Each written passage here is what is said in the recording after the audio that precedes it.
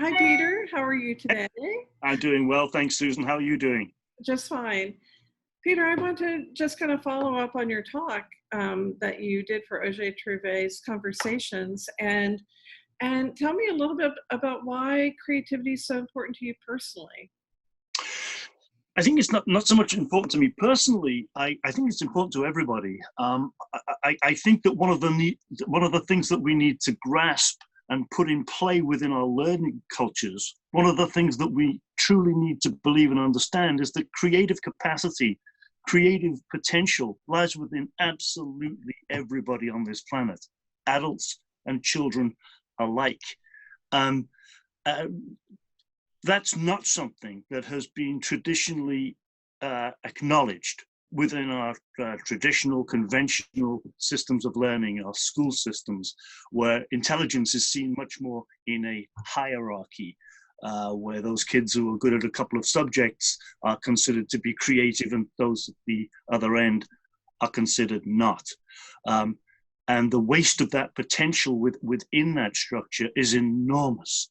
And once you can get your culture of learning, once you get the conditions right within your culture of learning, the magic that is then revealed in the most extraordinary and unique ways is awesome. It's magical. So you're saying essentially the message that I'm walking away with is that everyone has potential. Everybody has creative potential. Yes. Yeah. Right. So in today's world, with all that's challenging us, how do we put this into practice? What does it look like if we're all sitting here with this untapped creative potential? What does that look like, and why is it important to focus on our creative potential? Isn't it curious, Susan, that at a time of crisis, that's when people embrace the creativity that rests in people, because you have to think differently. And that's not just happening in this particular time of very unusual crisis worldwide, but this has been going on through the eons. There's a wonderful friend of mine passed away recently named Dr. Bobby Moore, and he talks about these times of shift as times of in-betweenity. And in-betweenity are those times when the realities of one era are gradually subsiding as the realities of the new era emerge. And that's a time of incredible turbulence.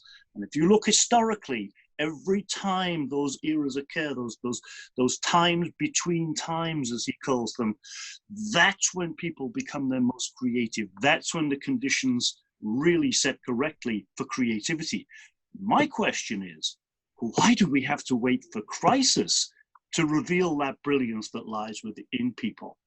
Right. And my hope and my work is to really say, let's take what we're learning now, let's take these understandings of how you do foster that, those cultures of brilliance and get the conditions right, and shape our learning environments into the future to make sure that we do indeed reveal and unleash the magic that lies within people, all people. Thank you so much, Peter. Those are great words of wisdom, and I certainly appreciate your sharing with us today. You're very welcome, and thank you. Thank you.